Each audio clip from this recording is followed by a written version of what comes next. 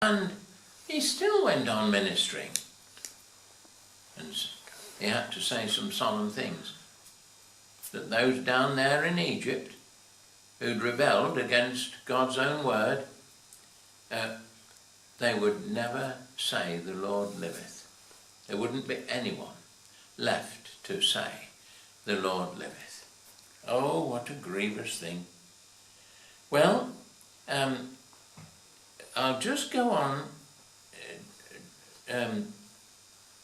He need not fear for his life, and he need not fear for his soul, his own soul. Now, look at verse 58 then. "O Lord, thou hast pleaded the causes of my soul. Thou hast redeemed my life."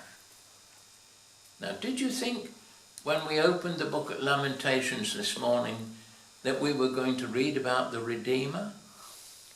Here is the Redeemer that was precious to Jeremiah. And oh, what a blessing it is if you and I here have that Redeemer.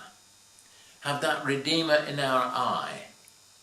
Have that Redeemer in our heart. That Redeemer. Jeremiah saw into the future. He saw the Lord as a Redeemer. We have seen God the Son coming and visibly being the Redeemer of his people and accomplishing that redemption. So that whereas Jeremiah saw the outline, the bold outline of the coming Lord, we see in blessed detail all that the Lord has done, humbling himself, becoming as a servant, and redeeming his people. We can say, surely, wherever the Lord has planted faith in our heart, we can say, looking at Jesus, "Thou hast redeemed my life, and thou hast pleaded the causes of my soul." Do you see Jesus pleading with the Father? You see, he saw the Redeemer. He saw this person who pleaded for him. Now, the Father doesn't plead for himself. The Son is the one that pleads with the Father. And so Jeremiah sees him.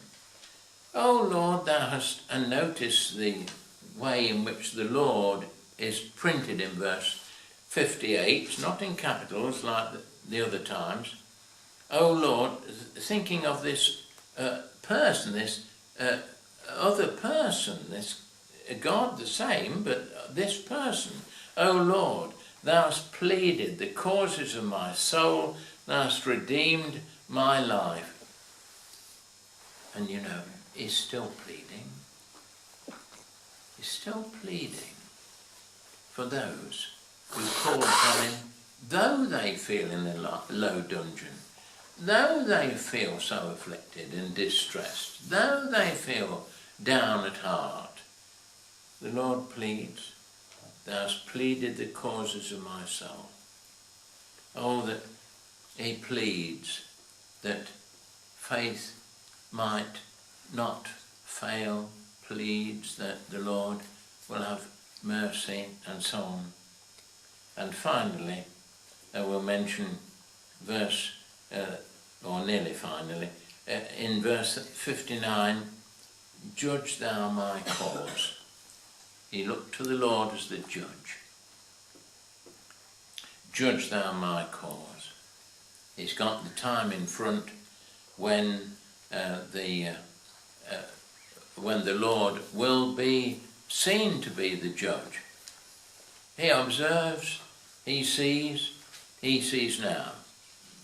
Now, we'll leave the subject with those words. I trust the Lord will impress them on our heart.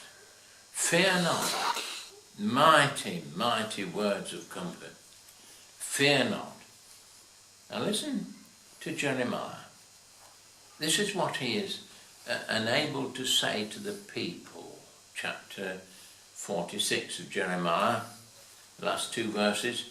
But fear not thou, O my servant Jacob, that means God's people, and be not dismayed, O Israel, for behold, I will save thee from afar off, and thy seed, which is good, isn't it? And thy seed from the land of their captivity. And Jacob shall return and be in rest and at ease, and none shall make him afraid. Fear thou not, O Jacob my servant, saith the Lord, for I am with thee. For I will make a full end of all the nations whither I have driven thee, but I will not make a full end of thee, but correct thee in measure, yet will I not leave thee wholly unpunished. That was the message. Fear thou not. The Lord would preserve them. They would be brought home at last. They would come to their end, trusting in the Lord. And surely you may have thought already of the Lord's own words when he was here on earth. Fear not, little flock. It is your Father's good pleasure to give you the kingdom. The Lord add his blessing to what's been right in his sight.